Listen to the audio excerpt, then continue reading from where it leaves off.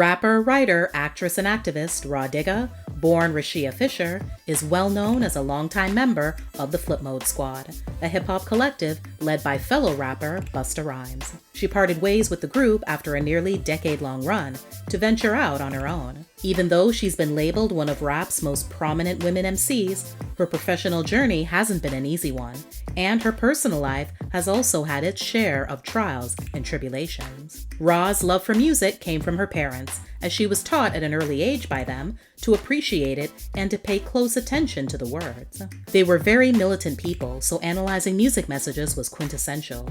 Seeing Queen Latifah, also a Jersey native, do it made me feel like it was an attainable goal, not just something for New Yorkers.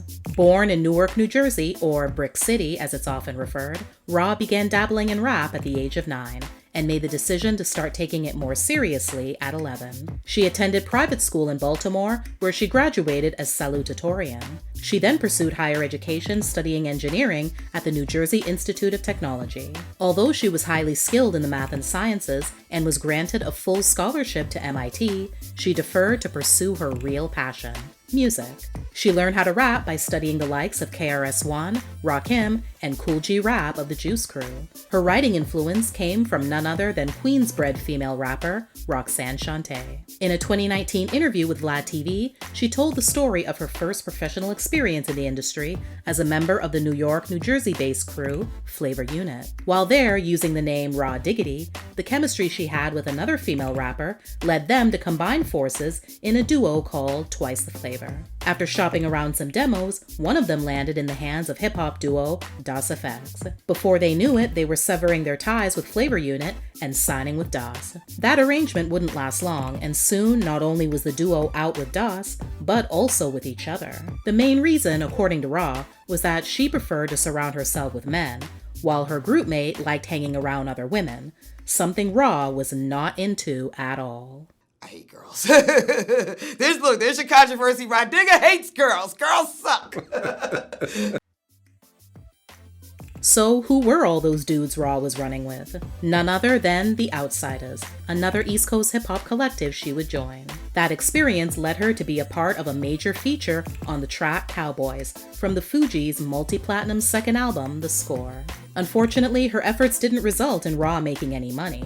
She, as well as other Outsiders members, did get writing credits, but no publishing. What she did get was a lot of attention for being in the music video for the track, and her appearance would end up playing a key role in securing her record deal. The Outsiders wouldn't be the last collective Rah would join, but the very next one would be the one she'd stick with for the long haul. She joined Busta Rhymes' Flipmode Squad after being handpicked by Q-Tip from A Tribe Called Quest when he spotted her performing 8 months pregnant at a Lyricist Lounge showcase. Rah actually first signed with Q-Tip to a production deal, but there was just too much going on in his life, with his group on the verge of splitting up, his conversion to Islam, and a destructive house fire for him to be able to truly focus on anything or anyone else. After signing a record deal with Elektra, Rah's debut solo album, Dirty Harriet, was released in April 2000. And if you're thinking that the title was a twist on the 1971 film Dirty Harry, you'd be wrong.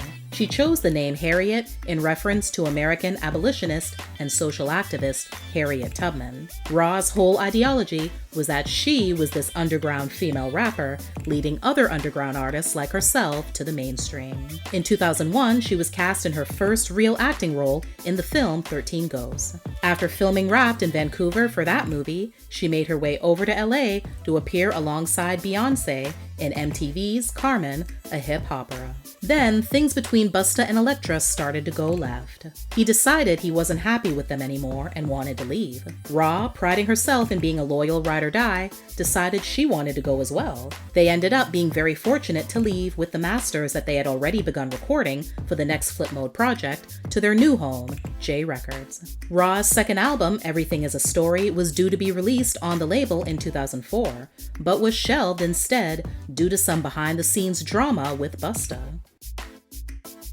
Apparently, J Records got wind of him being in talks to sign with Dr. Dre's Aftermath label. They didn't appreciate that and decided to drop not only him, but also anyone associated with him. By the time 2007 rolled around, Rah was also done with Flipmode. She told allhiphop.com, "We've been together for damn near a decade, and I haven't had any success, coming out with a follow-up album, and I just felt like it was time to move on and make different decisions." Over the years, though, Rah's always maintained that there was never any beef between her and Busta or anyone else associated with Flipmode, and she still has a lot of love for them. Eventually, Rah would find her way back home to Newark to combine her first and second loves, music and working with kids. She worked closely with the Newark schools, lecturing, performing at various community events, and acting as a hometown mentor for at-risk youth and community programs. To further her commitment to the city, in 2009, she founded the Feed Me Foundation, which recruits youth in the community to prepare and deliver food to the homeless, as well as Lyrics Matter LLC, founded in 2015, which teaches young adults music techniques and entrepreneurial skills in the entertainment field. Rah finally released her second album, Classic, in 2010. It didn't produce any hits or chart as well as her debut. Since then, she's been releasing music independently through SoundCloud, Bandcamp, and iTunes. Rah has one daughter born in 1997 from her long-term relationship with rapper and fellow Outsiders member Young Z. She told Tidal.com in 2018 just how much of an influence motherhood has had on her career. "Whenever I was tired or wanted to give up, she was the motivation to keep going. At first, I was concerned with the timing, like, oh my goodness, how am I possibly going to launch a rap career with a newborn baby?" Thankfully, she didn't have anything to worry about, since she had a great support system in her parents, as well as her daughter's father, who she says was very instrumental in her life and played just as much of a role as she did. Currently, Rah's found her way back to the big screen and will be starring in the film Stars, about a group of homeless women struggling to find hope in their present circumstance. Now in post-production, it's expected to come out in 2022.